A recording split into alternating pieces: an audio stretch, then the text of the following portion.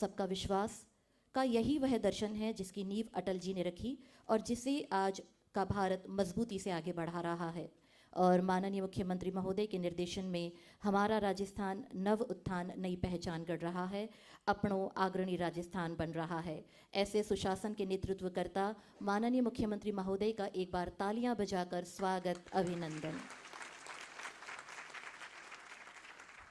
हमारे साथ मंच पर विराजमान हैं माननीय उप मुख्यमंत्री राजस्थान दिया कुमारी जी, माननीय उप मुख्यमंत्री राजस्थान डॉक्टर प्रेमचंद बैरवा जी, माननीय संसदीय कार्यविधि एवं कानूनी मामले, विधि परामर्श और न्याय मंत्री श्री जोगाराम पटेल जी, माननीय मुख्य सचिव राजस्थान सरकार श्री वी श्रीनिवास जी, माननीय पुलिस महानिदेशक श्री राजीव कुमार शर्मा जी। सर्वप्रथम मैं निवेदन करती हूँ माननीय मुख्य सचिव राजस्थान श्री वी श्रीनिवास जी से आप माननीय मुख्यमंत्री महोदय का स्वागत, अभिनंदन करें।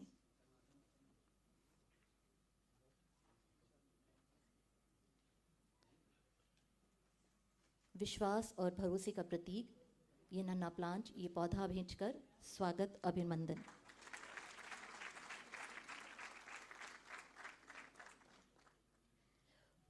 माननीय पुनः आपसे आग्रह, हमारे बीच विराजमान माननीय मुख्यमंत्री राजस्थान दिया कुमारी जी का भी स्वागत, अभिनंदन करें। मैं मंच पर आमंत्रित करती हूं प्रमुख शासन सचिव प्रशासनिक सुधार श्री दिनेश कुमार जी को। प्रमुख शासन सचिव प्रशासनिक सुधार श्री दिनेश कुमार जी से मेरा आग्रह, उप मुख्यमंत्री राजस्थान डॉक्टर प्रेमचंद बैरवा जी का स्वागत, अभिनंदन करें।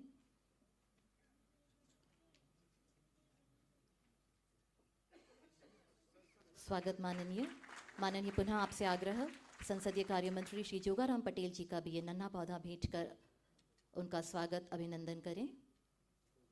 श्री दिनेश कुमार जी प्रमुख शासन सचिव महोदय से हमारा आग्रह,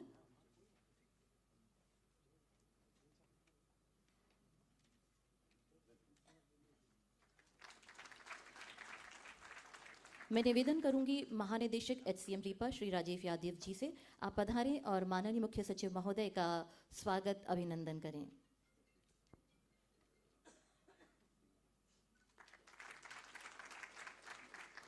पुनः आपसे आग्रह माननीय, हमारे मध्य विराजमान पुलिस महानिदेशक श्री राजीव कुमार शर्मा जी का भी स्वागत, अभिनंदन करें।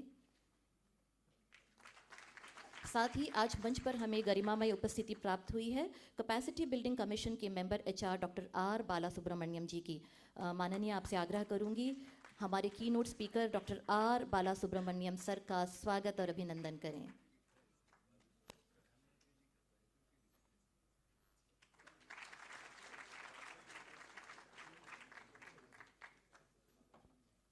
देवियों और सज्जनों, अब वह भावपूर्ण क्षण जब हम सब मिलकर श्रद्धेय श्री अटल बिहारी वाजपेयी जी को पुष्पांजलि अर्पित करेंगे।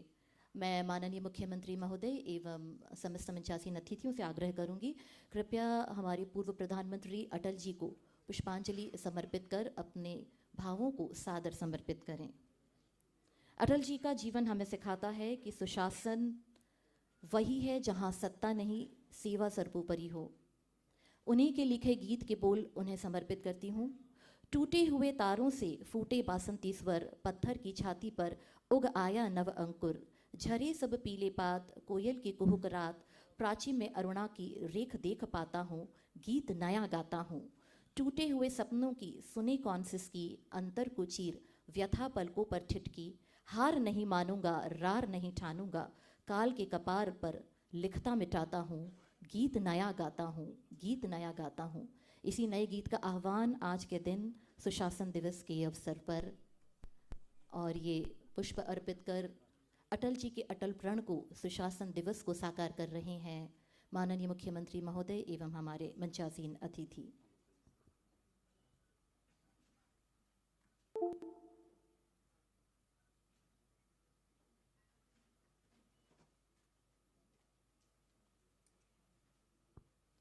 बहुत बहुत धन्यवाद माननीय। कार्यक्रम को आगे बढ़ाते हुए मैं सादर आमंत्रित करती हूं प्रमुख शासन सचिव प्रशासनिक सुधार विभाग श्री दिनेश कुमार जी को, जिनके स्वागत उद्बोधन से आज के इस महत्वपूर्ण कार्यक्रम को दिशा और उद्देश्य प्राप्त होगा। नमस्कार। सुशासन दिवस के शुभ अवसर पर राज्य स्तरीय समारोह के माननीय मुख्य अतिथि माननीय मुख्यमंत्री महोदय का मैं हार्दिक स्वागत करता हूं। समारोह में मंचासीन विशिष्ट अतिथि माननीय दिया कुमारी जी, उप मुख्यमंत्री महोदया, श्री प्रेमचंद्र बैरवा जी, माननीय उप मुख्यमंत्री महोदय, राजस्थान सरकार के कैबिनेट मंत्री श्री जोगाराम पटेल जी का मैं हार्दिक स्वागत करता हूं। सुशासन दिवस के शुभ अवसर पर मंचासीन श्री वी श्रीनिवास, मुख्य सचिव राजस्थान सरकार, श्री राजीव शर्मा, पुलिस महानिदेशक राजस्थान, डॉक्टर आर बालासुब्रमण्यम, सदस्य मानव संसाधन कैपेसिटी बिल्डिंग कमीशन का मैं हार्दिक स्वागत करता हूं। सर, इस प्रोग्राम में राजस्थान राज्य की अखिल भारतीय सेवाओं के वरिष्ठ अधिकारी यहाँ मौजूद हैं और राज्य के सेवाओं के जो वरिष्ठ अधिकारी, राज्य सेवा के जो वरिष्ठ अधिकारी हैं वो यहाँ मौजूद हैं। मैं उनका भी स्वागत करता हूँ।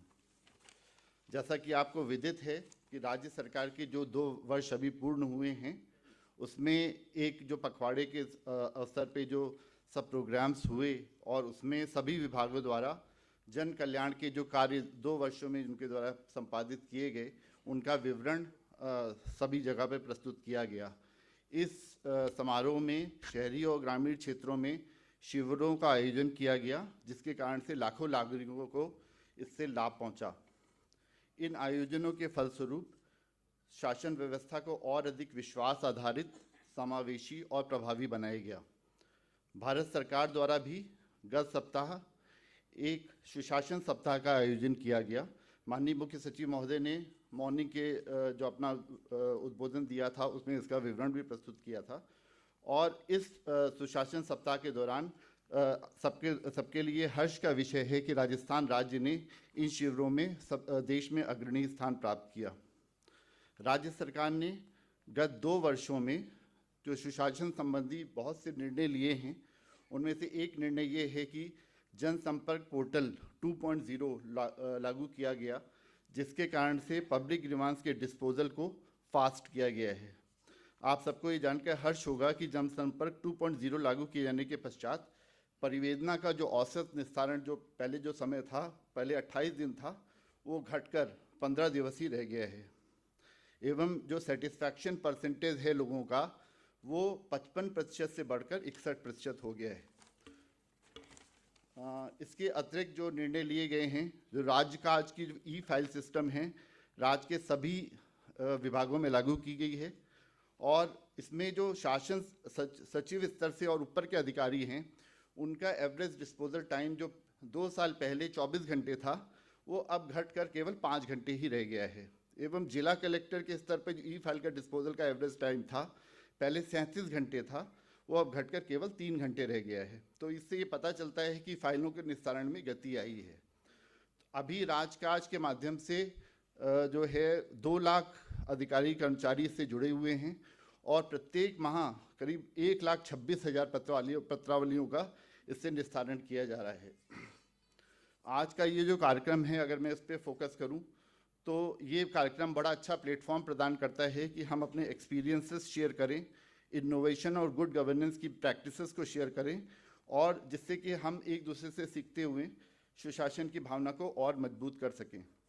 इस कार्यक्रम में आप सबकी उपस्थिति हम सभी के लिए प्रेरणा का स्रोत है।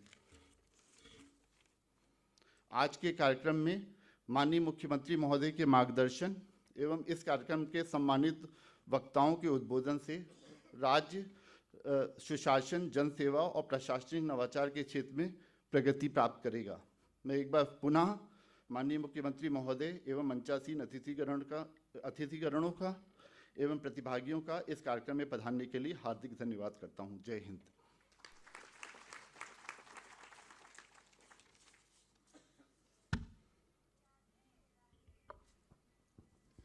आज हमारे बीच मौजूद हैं डॉक्टर आर बालासुब्रमण्यम। सर, आप सदस्य हैं HRCBC के। मैं निवेदन करूंगी माननीय आपसे कि डॉक्टर आर बालासुब्रमण्यम सर का परिचय हमें प्रदान करें।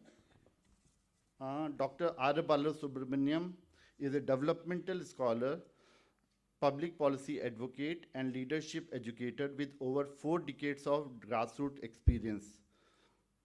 A physician by training and a Harvard-educated public leader and former faculty at Cornell University, Dr. Valu brings a unique blend of experimental knowledge and academic insight. His work spans advising governments on governance reforms, strengthening democratic institutions, and building state capacity.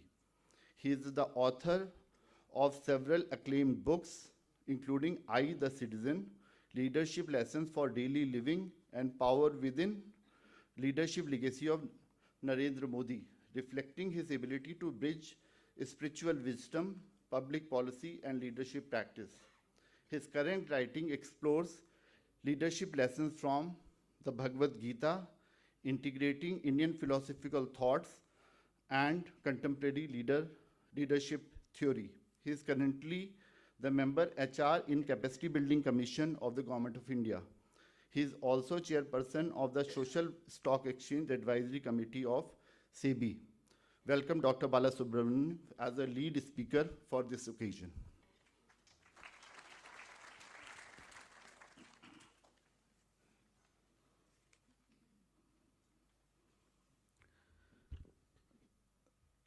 माननीय मुख्यमंत्री जी श्री भजन लाल शर्मा जी, माननीय उप मुख्यमंत्री श्रीमती दिया कुमारी जी, माननीय उप मुख्यमंत्री doctor Premchand ji, cabinet minister Shri Jogaram ji, chief secretary Shri Srinivas, the DGP Shri Sharma, all senior officers present here today. Some of you I know by name, some of you I don't know by your designations.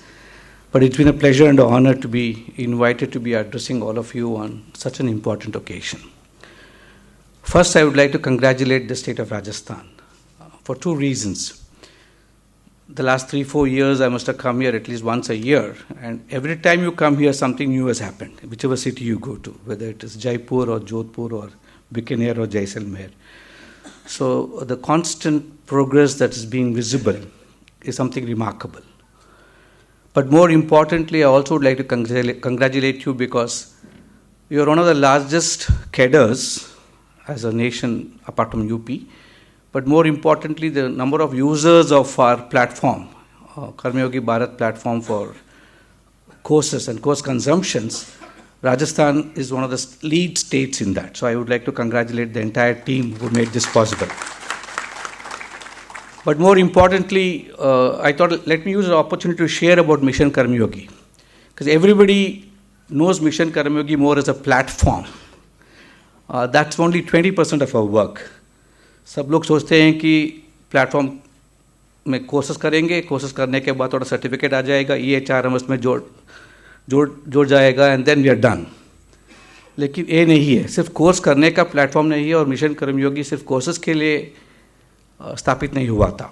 I think when it was started, the honourable prime minister, when he was chief minister of Gujarat, he tried this experiment Mission Karmayogi in Gujarat, and with extraordinary success. He demonstrated that if you can inspire the bureaucracy, they could actually do more than what they were already doing. And I should confess, I am a complete outsider to the system. I am a citizen activist who lived in the forest with tribals, and so always saw the state as the problem.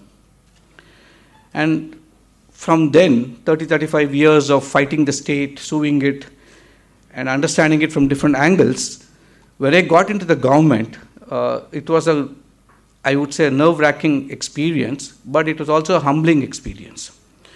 It opened my eyes to how complex our nation is, how complex administration is. It's very easy, bahar se, to say that things are not okay. But it's very difficult to understand how complex it is and how you are still delivering despite all this complexity. Just the federal structure is mind-boggling. And if you add to it the layers of Panchayat Raj and urban local bodies, and then expect development and synergies will happen, that is asking a lot. And so coming inside, this is my 5th year in government now, and coming inside I realized what India is attempting as Mission Karmayogi possibly will be one of the real watershed moments in public administration in this country itself, when you look back at the history of a nation. And this started with the Prime Minister doing it in Gujarat, and he could demonstrably prove that if you sustain effort and inspire the public administrative systems, you can actually deliver to citizens much more than what people think they are actually delivering. But he also learned an important lesson. He keeps telling us, the first time when we met him, and we asked him, so what is your expectation of us? What do you want us to do? Because this commission reports to the Honorable PM. So when he constantly reviews us, and the first time when we took charge, in all his famous one-liners that he gives, he said, मुझे आपसे 3 ही expectations है. पहला expectation है कर्मचारी भाव से हमारे officers को कर्मयोगी भाव आना चाहिए. It's a very easy definition. Karmachari itself is not defined. And in a country where even after 78, 79 years, we have not defined the role of a public servant as a role. We have business rules, we have job descriptions, we have all that, but what is the role of a civil servant? Because what I'm going to say next actually changed the equation. So a behavioral change from thinking and acting like a public servant to actually performing in the spirit of Karma Yoga. When it's so abstract, how do you really unpack this and deliver on this? So for me, while it was music to my ears that the Honorable Prime Minister gave a call like this, in my earlier avatar as advisor to one of the foreign governments, which I had to transform one particular ministry, it was reasonably easy because it was a single bureaucracy kind of a ministry where you join the ministry, you possibly end up as the first secretary to the ministry, but you don't leave the ministry at all. Here, you are not even sure where you will be tomorrow morning. And how do you prepare an officer where you are not in control of what he is capable of doing, you are not in control of where he is expected to be delivering what he is already capable of, and in a political economy and the realities of the nation, how do you really get them to perform? And maybe the safer option India took was don't define performance itself. So for 75, 76 years, we didn't have a definition of performance, normative definition of performance for this nation for bureaucrats. So when the Prime Minister told us the second condition, he said, rule-based thinking से role-based thinking आना चाहिए. Rule-based thinking तो आसान है समझने के लिए, लेकिन role-based thinking है ना, वो तो it's very difficult. The entire bureaucracy, right from the ASHA worker, Anganwadi worker to the Cabinet Secretary of India, imagining that my role is to serve the nation. And PM's way of explaining it was, मैं तो प्रधान सेवक हूँ, हर एक officer में भी सेवा भाव आना चाहिए. Ana chahiye is one thing, but getting them to get trained in Seva Bhav is a completely different ball game because either they have it or they don't have it. How do you really give it? And that is a big challenge for Mission Karma Yogi. But the third condition he put, what he said after COVID, maybe he understood that future is not something we can define, but can we build a bureaucracy which can actually face the future? So he said, future ready hona chahiye hamara bureaucracy. Simple 3-liners, but I think even after 5 years, we're still unpacking a lot of it. And then what he told, he asked us each to present, and I still remember, Pehla meeting mein, all of us presented, and obviously we all want to impress the Prime Minister when you're asked to present in his presence. And with all that arrogance of a Harvard education and imagining a new government, I made a damn good presentation is what I thought. And those of you who know the Prime Minister know that he never intervenes when you present. But he'll remember every word you said. You would have forgotten what you said, but he doesn't. And he doesn't even forget it for a long time. And after listening to me, he said, मैं तो 13 साल chief minister बन के रहा हूँ, 7 साल से prime minister हूँ, क्या आप सोचते हैं कि मुझे ये सब मालूम नहीं है? So I thought interesting, shabash, this man is out to sort of show me the door. And then what he said later, he said, ये तो अच्छा है, लेकिन आपको अगर मैं करने दूंगा तो 3-4 महीने में सिस्टम मुझे आपका शत्रु बना देंगे और मुझे आपको निकालना पड़ेगा. सो आप बाहर से आए हुए हैं, 1 साल तक कुछ नहीं करना आपको. 1 साल से पूरा सीख लीजिए कि ब्यूरोक्रेसी कैसे काम चलता है. देश तो चल रहा है, no, it's working. And he said the best advice he gave me was just learn. And the next 1 year, that's what I did. I never knew what was an MTS.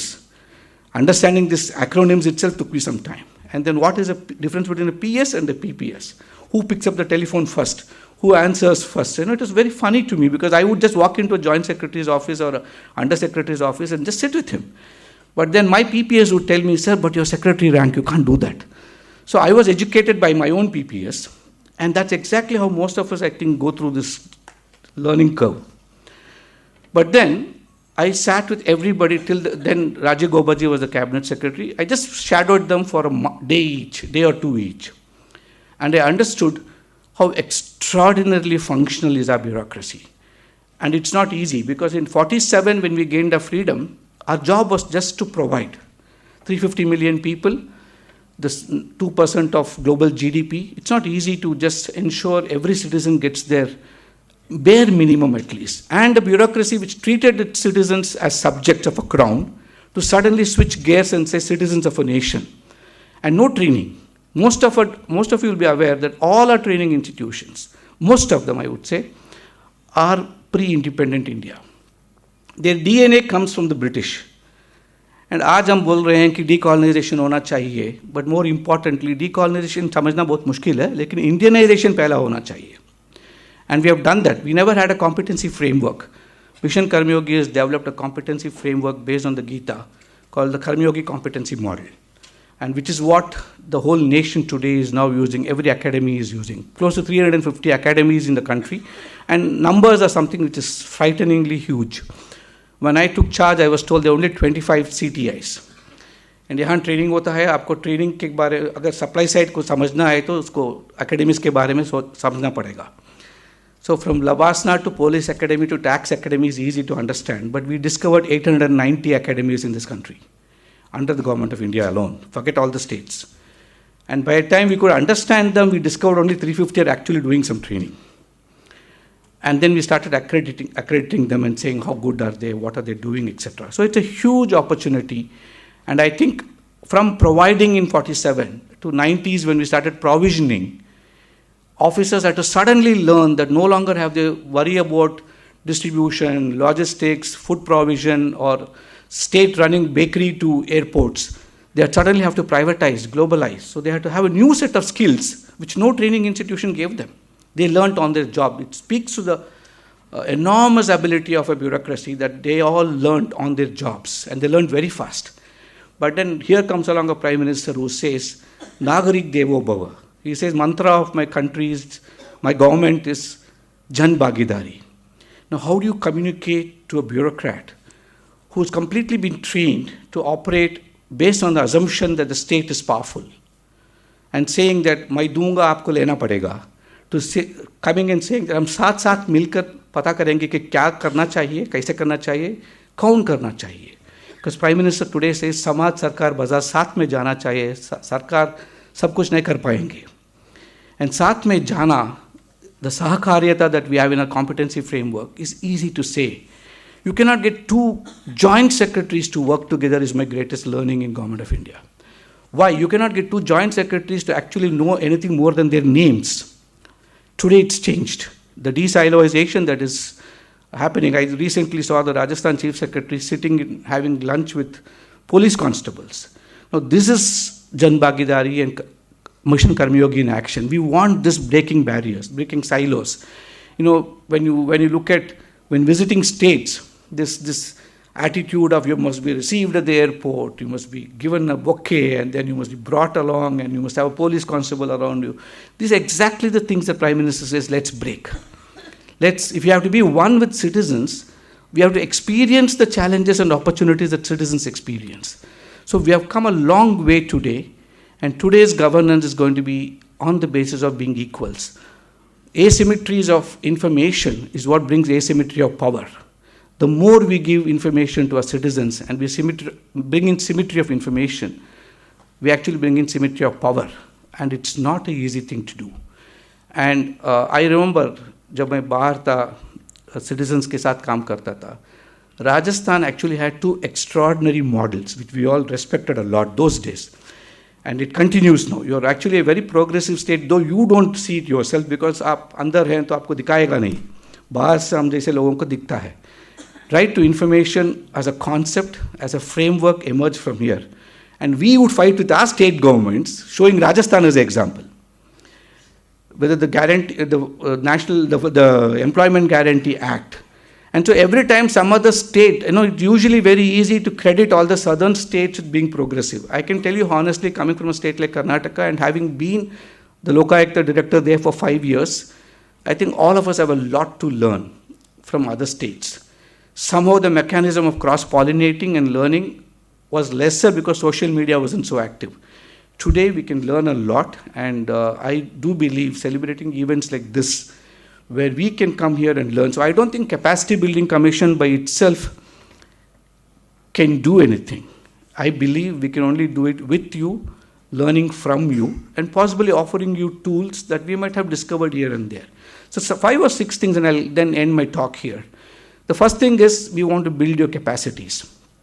And we believe discovering the future of work is the first mandate of us. 5 साल के बाद सरकारी काम कैसे रहेगा किसी को मालूम नहीं है. Well, introducing this, I was a professor at Cornell till last year, and I used to teach at the Industrial Labor Relations School. And my job as part of a committee that the dean had set up was to define the future of work. And 3 years later, we said it's impossible to define. This was before COVID. And we said the easier thing is to accept that we can't define the future of work. Just imagine, governance is altering so rapidly. We are having new definitions of public goods. Public goods are now becoming private goods. So we don't even know the distinction between public and private in many cases. The way we manage stuff, whether it's joint forest management to information given citizens even before they are asking for it, we've come a long way. To the other extreme, where states are now actually providing so much that citizens are losing enterprise and becoming parasites. So it's a vast spectrum. Understanding public work itself is complex.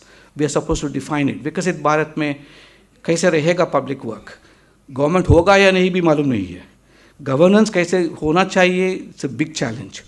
And understanding whether it's going to be a citizen-centric government or a government-centric citizen that we'll have to have. These are all new challenges that we are all having in the commission that we think about. Second is the workplace. And next time any officer visits Delhi, please visit Kartavya Bhavan. Why shouldn't a government office look posh? Why shouldn't it look top class? Why shouldn't it be an ecosystem where, because research shows 30 to 40% of productivity goes up if your ambient space is very reasonably well managed. And doesn't have to be like an old government office full of dust and all that. It doesn't happen anymore in Government of India. I'm sure here too. The last is the work person. We are getting a new generation of youngsters. My MTS is a master's degree holder who's writing the civil service exam. And that is a kind of change in the kind of workmanship this nation is seeing today. And it's an opportunity and honor to actually have such young people. The average age of my team in the commission is 26. And the kind of knowledge they bring to the table is so astonishing. They actually make me feel like an old man very easily every day. And that's a reality most of you will be having. But at the same time, the other extreme, we have close to 5,000 consultants in Delhi itself who are actually teaching our officers governance with knowing nothing. They ask you, they take information from you, they package it in nice PowerPoints and deliver it back to you and possibly send you a bill also. I think we have a lot to change. 33% of UK's bureaucracy is part-time. They come 2 days a week. The US is a mess. Some of my students worked in Doge, and the horror stories they told me, they quietly have buried it now, if most of you remember. So we are running the world's largest transformation program. So we should all consider ourselves proud to be this moment of change when we have the audacity, the ambition, I even call it bordering on arrogance, to say we can deliver extraordinarily well to our citizens. It's a good form of arrogance to have, and you have shown the way. So in conclusion, the simplest theory we follow is, what can we really control in this? We say the MMO framework. First is motives. The best of India's talent are getting into the system. The toughest exam in the world, 1.5 million people take it. Hardly 600, 700 actually sit in the foundation batch. How do we keep them inspired to their entire journey of civil services? What do you do for them? How do you train them only for the role? I see Anandi here who was in Labasna when he started to work. Labasna's training is altered now. How do you just prepare them for 5? Why are we talking phase 1, 2, 3, 4, 5? Does it even have any relevance? Can't we just prepare our officers for the next 3, 4 years of roles they play? Can't they just learn when they want to learn? Today we are experimenting an algorithm in Karmyogi Bharat, where you don't have to do a course. I know AIS, All India Service Officers here would have got a circular from DOPT asking you to do 6 courses. Otherwise your APAR will get affected. We adults don't learn by compliance. I have had joint secretaries in Government of India tell me हम तो log in कर देते हैं, on करते हैं, हमारा PPS या MTS course करवा देते हैं, हमें certificate मिल जाता है. That is not learning, that is just doing a course. We want you to learn, and you learn only when you want to learn.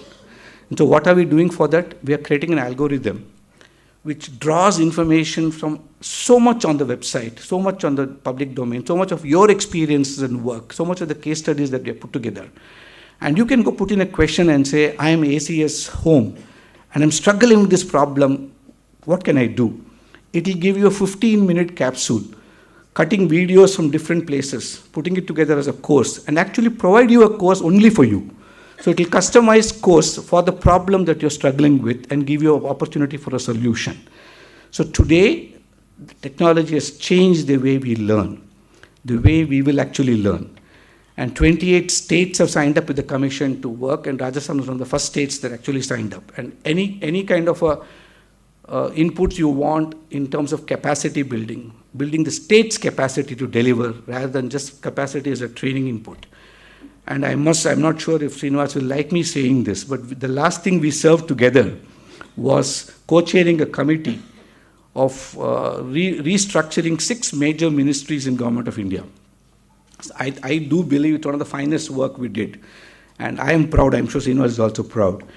And we realized that the flavor of what delivery means by these ministries can alter, and it can be done with far lesser people. We can do far more good with far lesser people. And I'm sure Rajasthan will also be a front runner in setting this example where you will actually implement it. Government of India, it takes a little longer time for it to see implementation. Like in states, mein to bahut jaldi ho jata hai.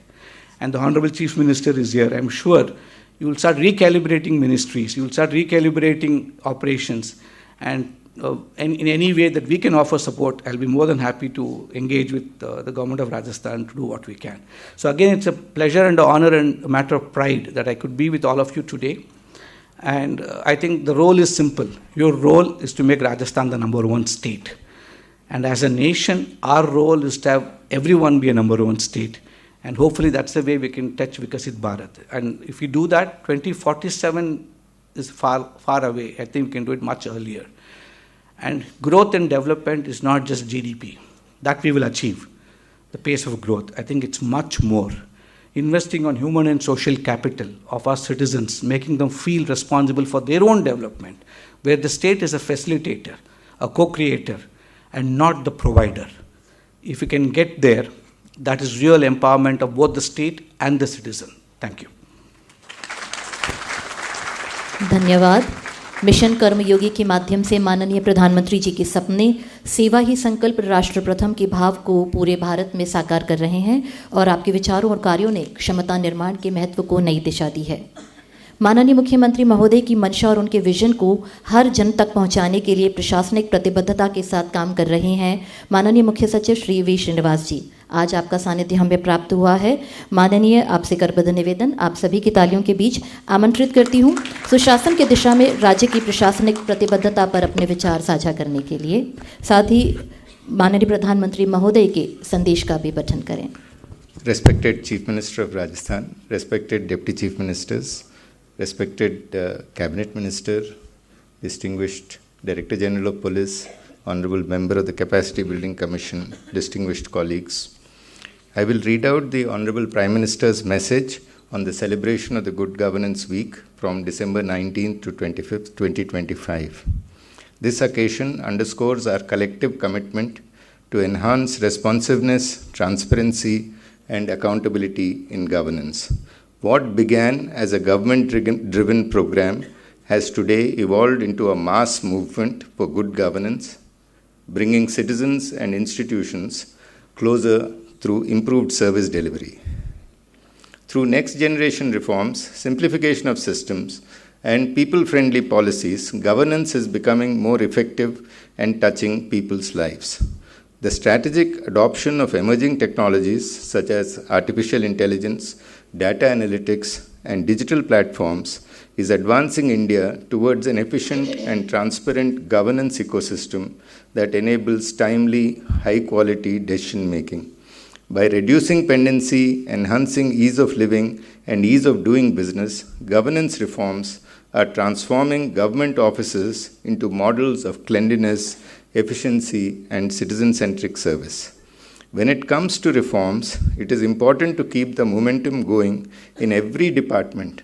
Every department and every office needs to continuously analyze its processes and see how they can be made faster and simpler. The special Swachhata campaign, driven by a whole-of-government approach, has also been worth noting. It has gone beyond compliance to become a continuous process of streamlining offices, disposing of obsolete records, removing e-waste consciously, and freeing spaces to promote healthier and more vibrant work environments that enhance productivity. As the nation marches confidently towards the goal of Viksit Bharat, our vision is of a government that fulfills the aspirations of the people but removes unnecessary procedures and interference in the lives of people. I have always said, सरकार का अभाव भी नहीं होना चाहिए और सरकार का दबाव भी नहीं होना चाहिए. On the occasion of Sushasana Saptah 2025, let us reaffirm our resolve to make governance people-centric, seamless, inclusive, future-ready, transforming it into a true Jan Andolan for a developed India by 2047. Sir, on this occasion, I would also like to brief you on the success of the 2-year anniversary program that was held over the last 2 weeks, in which the Honorable Chief Minister interacted with thousands of beneficiaries under priority sector programs, farmers, women, youth, and participated in campaigns for Swachhata, road safety, Run for Viksit Rajasthan, Rozgar Melas, Gramin Seva Shivers, Shehri Seva Shivers, promotional events for tourism development, and a number of new policy measures. The details are as follows. Swachhata Karyakram was conducted in 2,43,643 offices.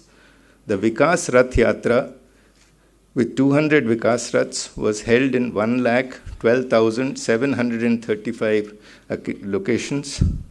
राजकीय कार्यालयों में 1 घंटा का सफाई अभियान 94,621 offices, पर्यावरण संरक्षण अभियान 38,804 लोकेशंस, ग्रामीण एवं शहरी समस्या समाधान शिविर 30,707 लोकेशंस, सड़क सुरक्षा अभियान 24,398 लोकेशंस, महिला सम्मेलन 10,252 locations, रक्तदान शिविर 8,779 locations, Run for Viksit Rajasthan 7,170 locations, नवाचार दिवस 4,653 events, ग्रामीण राजकीय कार्यालयों में उपलब्धियों के लिए जो एग्जीबिशंस लगे हैं 4,372 locations. We also had Gau Seva Karyakram, 2,188 Gaushalas, and several other events. The total events in the last 2 weeks under your leadership, sir, is 6,01,501 events. Sir, this 360-degree engagement has brought forth the tangible changes witnessed in people's lives over the last 2 years. So let me congratulate all officials who have served tirelessly under the leadership of Honorable Chief Minister to make the 2-year anniversary event a huge success. Thank you very much. माननीय प्रधानमंत्री श्री नरेंद्र मोदी जी के संदेश में अटल जी के सपनों के भारत को साकार करने का संकल्प है, वहीं आप द्वारा बताए गए राजस्थान सरकार द्वारा किए जा रहे कार्य इसी संकल्प की आहुति हैं। सुशासन को नीति और जनसेवा को संकल्पमान प्रतिबद्धता को नेतृत्व देने वाले राजस्थान के यशस्वी, लोकप्रिय और कर्मठ माननीय मुख्यमंत्री महोदय आज हमारे बीच मौजूद हैं। माननीय, मैं आपसे आग्रह करूंगी सभी प्रतिभागियों को सुशासन की शपथ दिलवाएं। आप सभी से मेरा सादर आग्रह, कृपया अपने स्थान पर खड़े हो जाएं।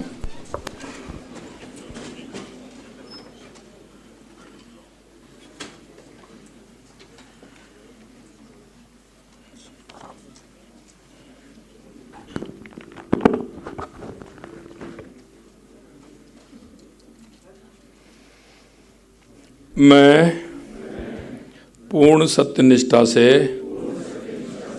शपथ लेता हूं कि राजस्थान को विकास के पथ पर आगे ले जाने के लिए सुशासन के उच्चतम मापदंडों को स्थापित करूंगा। मैं अपने सार्वजनिक एवं निजी आचरण में पूर्ण रूप से आर्थिक शुचिता रखूंगा। मैं सभी कार्य ईमानदारी तथा पारदर्शिता रीति से जनहित में करूंगा। मैं बिना भय एवं पक्षपात के अपने राजकीय कार्यों का निष्पादन करूंगा। मैं राज्य के सतत विकास और प्रतिष्ठा के प्रति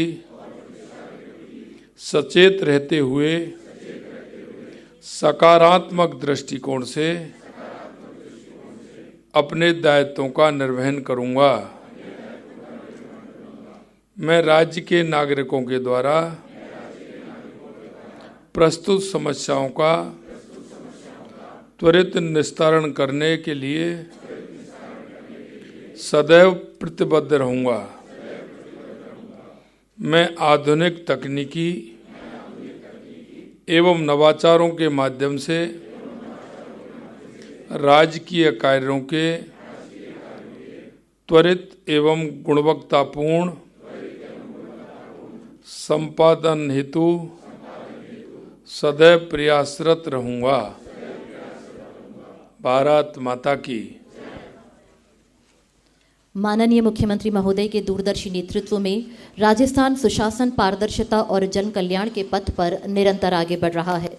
2 वर्षों में राजस्थान की तस्वीर पर सुशासन लिखने वाले हमारे प्रिय मुख्यमंत्री महोदय को मैं अपने प्रेरक उद्बोधन से हमें मार्गदर्शन प्रदान करने के लिए सादर आमंत्रित करती हूँ। माननीय मुख्यमंत्री राजस्थान।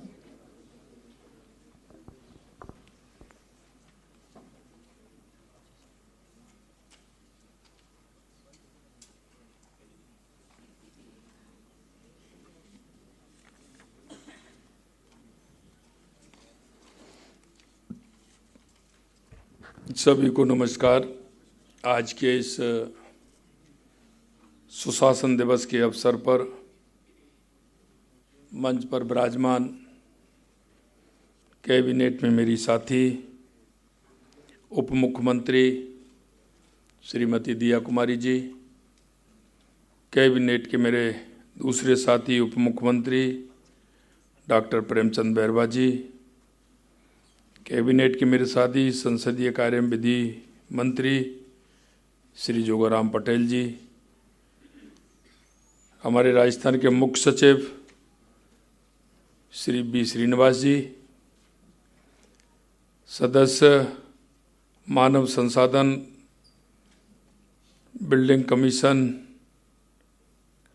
भारत सरकार डॉक्टर आर बालासुब्रमण्यन जी, पुलिस महानिदेशक श्री राजीव कुमार शर्मा जी, मेरे सामने बैठे सभी अधिकारीगण, भाई और बहनों, आज सुशासन दिवस के अवसर पर आयोजित इस राज्य स्तरीय समारोह में सबसे पहले मैं आप सभी को भारत रत्न माननीय हमारे पूर्व प्रधानमंत्री अटल बिहारी वाजपेयी जी के जन्मदिन के अवसर पर आप सभी को बहुत बहुत शुभकामनाएं देता हूं। आज के इस राज्य स्तरीय समारोह में आप सभी का स्वागत और अभिनंदन करता हूं। आज एक ऐसे भारत माँ के सपूत जिनके जीवन में सिर्फ राष्ट्र प्रेम, राष्ट्र के प्रति उनका स्नेह, राष्ट्र के प्रति उनका समर्पण ऐसे महान सपूत पूर्व प्रधानमंत्री भारत रत्न श्री अटल बिहारी वाजपेयी की जयंती के अवसर पर मैं श्रद्धेय अटल जी को कोटि कोटि नमन करता हूं, उनको प्रणाम करता हूं। आज हम सब उनकी जयंती को सुशासन दिवस के रूप में मनाने के लिए हम एकत्रित हुए हैं।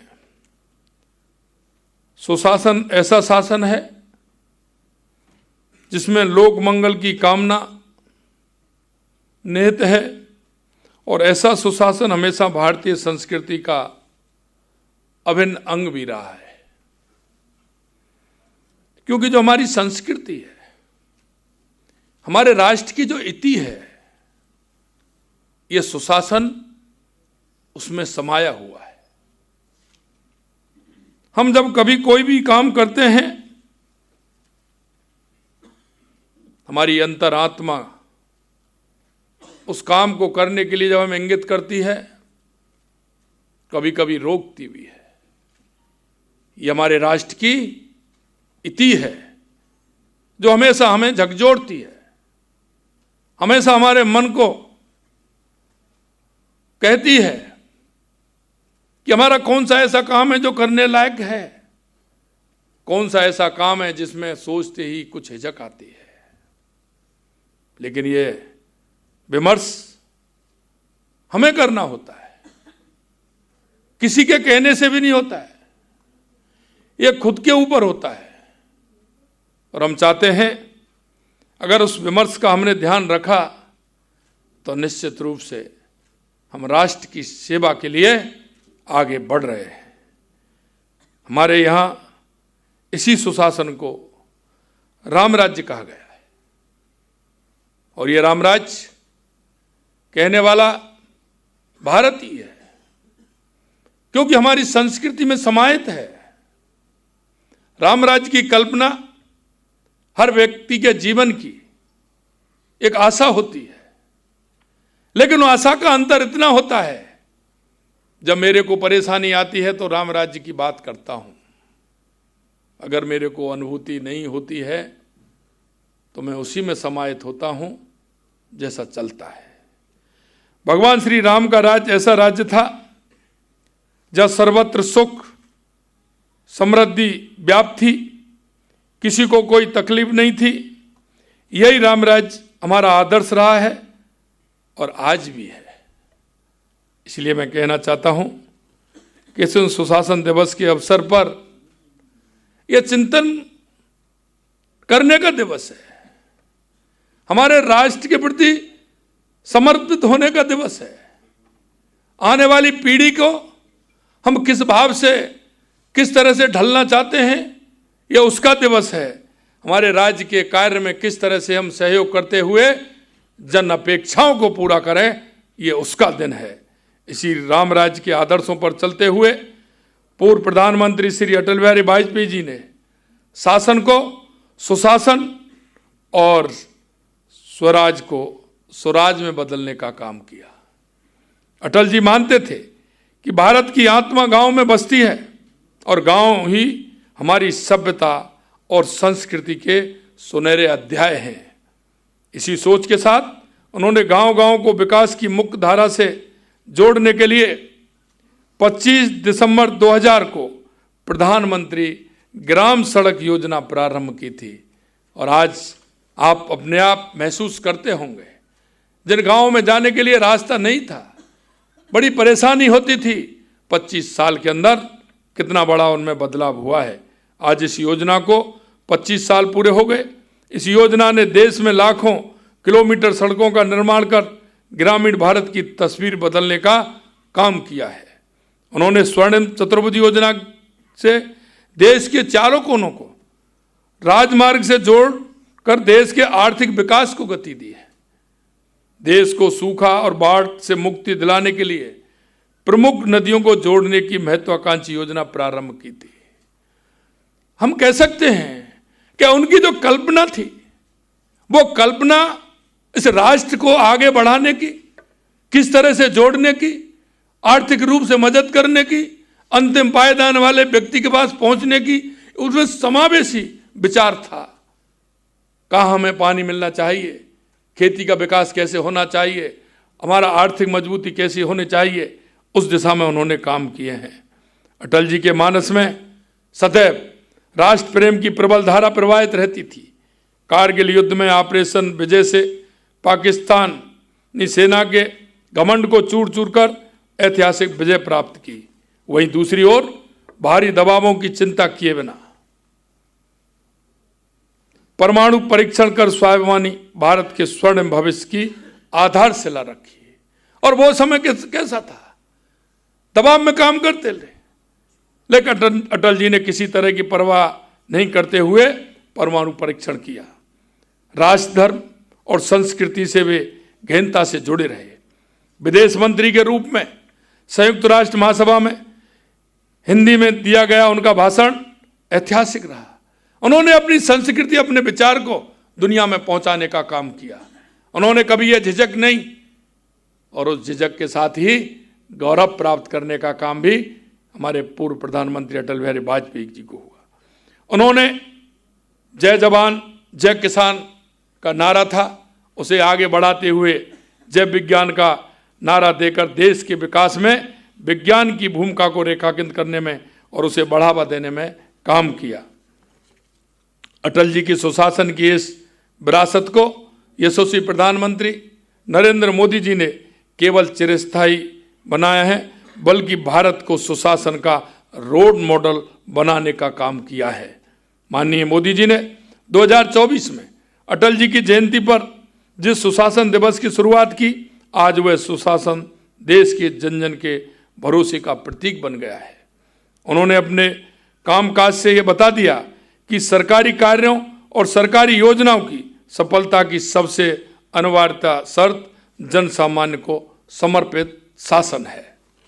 उन्होंने नागरिक प्रथम के ध्येय के साथ तकनीकी के माध्यम से आमजन को सीधे सरकार से जोड़कर शासन में भागीदारी और अधिकार संपन्न बनाया है। विज्ञान और तकनीकी से देश में प्रशासनिक सुधार, बिजली, रेल सुधार, भ्रष्टाचार पर अंकुश, टैक्स पारदर्शिता, जीएसटी से एक देश एक tax, skill India, startup India, digital India जैसे पहल संभव हो पाई है। सरकार की प्रक्रियाओं को सरल बनाते हुए उन्होंने 1500 से अधिक कानून हटाए। हल्फनामे और सत्यापनों की जगह स्वयं सत्यापन शुरू कर सरकार और जनता के बीच भरोसे को मजबूत किया है। मोदी जी ने सबका साथ सबका विकास की सोच के साथ ऐसी नीतियां और योजनाएं लागू की जिनका लाभ हर व्यक्ति तक पहुंचे। किसान, महिला के हित में कदम, शिक्षा में बदलाव से लेकर रक्षा आधुनिकीकरण और दशकों से लंबित ऐसी परियोजनाएं साकार हो रही हैं जो पहले असंभव लगती थी। प्रधानमंत्री नरेंद्र मोदी जी के नेतृत्व में केंद्र सरकार की दृढ़ इच्छा शक्ति का ही परिणाम है कि -30 डिग्री सेल्सियस तापमान वाले क्षेत्र लद्दाख में भी नल से जल मिलना प्रारंभ हो गया है। ब्रह्मपुत्र नदी पर बोगीबिल ब्रिज का निर्माण तेजी से हुआ है। रोहतांग में मनाली लेह राजमार्ग पर अटल टनल के निर्माण का 26 साल बाद पूरा होने वाला सपना महज 6 साल में पूरा हुआ है। देश के गांव-गांव में रसोई गैस, बिजली, सड़क की सुविधा का विस्तार चंद वर्षों में हुआ। मोदी जी के लिए सेवा ही सब कुछ है। उन्होंने लोकतंत्र से लोक को जोड़ा और नौकरशाही को सही मायने में लोक सेवक बनाया और खुद को देश का प्रधान सेवक बनाया।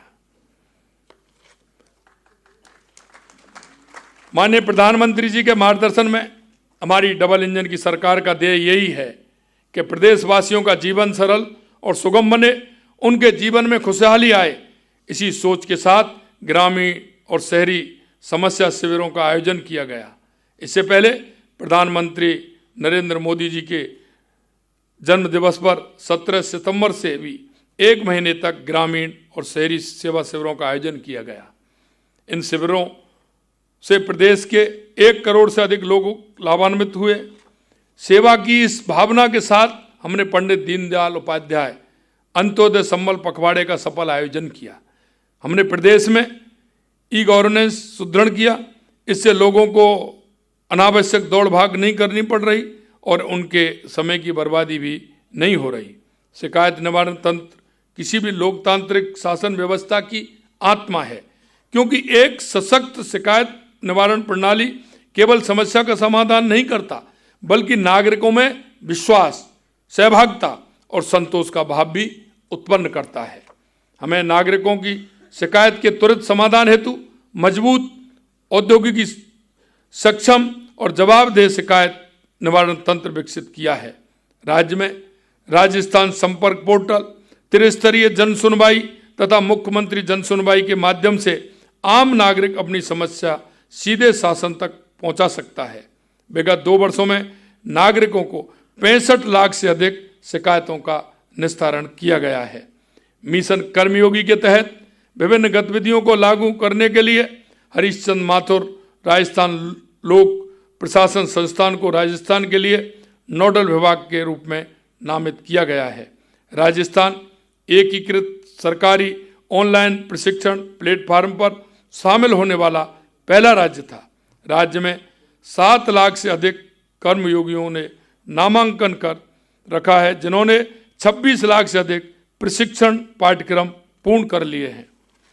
माननीय प्रधानमंत्री जी ने विकसित भारत 2047 का संकल्प लिया है।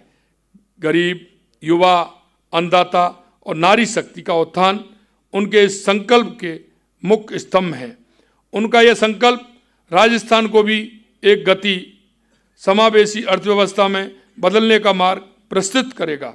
आज राजस्थान देश की 7वीं सबसे बड़ी अर्थव्यवस्था है। विकसित राजस्थान 2047 के विजन में हमने राज्य की अर्थव्यवस्था को 2028-29 तक $350 बिलियन एवं 2047 तक $4.3 ट्रिलियन तक पहुंचाने का लक्ष्य रखा है। मैं इन लक्ष्यों को प्राप्त हेतु हमें रणनीतिक सुधारों, तकनीकी प्रगति, दीर्घकालीन विकास को बढ़ावा देने वाली नीतियों के क्रियान्वयन पर ध्यान देना होगा। हमने विकसित राजस्थान 2047 विजन उद्योग, शिक्षा, स्वास्थ्य, देखभाल, अवसंरचना और पर्यावरण स्थिरता जैसे प्रमुख क्षेत्र शामिल किए हैं। हमारी प्राथमिकता में सूक्ष्म, लघु, मध्यम उद्योग उद्यमियों को मजबूत करना, नवाचारों को बढ़ावा देना, स्वच्छ ऊर्जा परियोजना का विस्तार करना, डिजिटल सुशासन को बढ़ाना और समावेशी सामाजिक विकास सुनिश्चित करना शामिल है। यशस्वी प्रधानमंत्री श्री नरेंद्र मोदी जी का कहना है कि सुशासन किसी भी राष्ट्र की प्रगति की कुंजी है। उनके इस सुशासन में सहभागिता, सर्वसम्मति, जवाबदेह, पारदर्शिता, उत्तरदायी, प्रभावी, न्याय संगत, समावेशी और कानून का शासन का समावेश है। हम सब मिलकर के प्रधानमंत्री जी के ध्येय न्यूनतम सरकार अधिकतम सुशासन को साकार करने का प्रयास करें। इस सुशासन दिवस पर हम सब मिलकर संकल्प लें कि जनसेवा, नवाचार, जवाबदेही को अपनी कार्य संस्कृति बनाकर राजस्थान सुशासन का एक आदर्श मॉडल बने, इसकी ओर हम आगे बढ़ें। आज आप सभी इस कार्यक्रम में, राज्य के स्तरीय कार्यक्रम में आप सभी शामिल हुए हैं। मेरी आप सभी से अपेक्षा है कि हम राजस्थान को एक मॉडल के रूप में आगे बढ़ाएं। आज सुशासन दिवस के अवसर पर हम सभी मिलकर के हमारे इस राजस्थान को आगे बढ़ाने में हमारी सभी की सहभागिता रहे, क्योंकि जिस दिन हम इस काम के लिए आते हैं, जनता की अपेक्षाएं हमसे होती है और जनता हमसे चाहती है और जनता का विश्वास है। और वो विश्वास इसलिए है कि देश के यशस्वी प्रधानमंत्री नरेंद्र मोदी जी के नेतृत्व में आप देख रहे हैं पिछले 11 वर्षों से हमारा देश आगे बढ़ रहा है। मैं आपसे कहना चाहता हूं, कोई भी दृष्टि से आप देख लीजिए, चाहे हमारे गरीब कल्याण की योजनाएं हों, हमारे विकास की योजनाएं हों, दुनिया में बढ़ता हुआ भारत का शौर्य हो। और मैं आपसे ये भी कहूँगा कि स्वामी विवेकानंद जी ने 1893 में कहा था 21वीं सदी भारत की होगी। दुनिया आज भारत की तरफ देख रही है, दुनिया की नजरें भारत की ओर हैं। मेरे भाई और बहनों, मैं कहना चाहता हूं, आप जितनी दृढ़ इच्छा शक्ति से काम करोगे, दुनिया का विश्वास बढ़ेगा, जनता का विश्वास बढ़ेगा। और उस नरेंद्र ने कहा था 1893 में, और ये नरेंद्र करके बता रहे हैं, ये भी मैं आपको विश्वास दिलाता हूं। ऐसा आपने परिदृश्य जो आज देश के अंदर है, दुनिया के अंदर है, दुनिया की सोच भारत के प्रति जो बदलाव है, उसको हम कैसे आगे बढ़ा सकते हैं। यह वो देश जिसको किस तरह से दुनिया के सामने पेश किया जाता था, किस तरह से दिखाया जाता था, लेकिन आज किस तरह से हमारा देश आगे बढ़ रहा है दुनिया की उस दौड़ में। आप देख सकते हैं कि हम अर्थव्यवस्था में 11वें पायदान से 5वें पर आए और अब 4थे पर आ गए। आने वाला समय आपका है, हमारा है, चिंता करने की आवश्यकता नहीं है। आज के इस मौके पर इतना कहना चाहता हूं, अगर हम दृढ़ता के साथ काम करेंगे तो निश्चित रूप से हमारा राजस्थान भी विकसित बनेगा, हमारा भारत भी विकसित बनेगा। हम उस सपने को साकार करने के लिए पूरी ईमानदारी के साथ, पूरी शक्ति के साथ, पूरे आत्मसमर्पण के साथ हम सभी लगेंगे। तो मैं सोचता हूं राजस्थान की जनता जो हम में देखती है और उन्होंने जो हमसे विश्वास किया है, उनके विश्वास पर खरा उतरते हुए हम हमारे राजस्थान को आगे बढ़ाएंगे। आज के इस अवसर पर हमारे पूर्व प्रधानमंत्री अटल बिहारी वाजपेयी जी को मैं प्रणाम करता हूं, उन्हें श्रद्धा सुमन अर्पित करता हूं। और उन्होंने सुशासन की जो परिभाषा देश नहीं दुनिया को जो दी है, उनको मैं पुनः प्रणाम करता हूं। आप सभी का बहुत बहुत धन्यवाद। जय हिंद, जय भारत, जय राजस्थान। माननीय, राष्ट्र की सुशासन की संस्कृति को अपने कार्यों और विचारों से राजस्थान की रीति और नीति बनाने के लिए आपका बहुत बहुत धन्यवाद। और अब मैं मंच पर आमंत्रित करती हूं HCM रीपा के महानिदेशक श्री राजेश यादव जी को। आप पधारें और सभी का धन्यवाद ज्ञापित करें।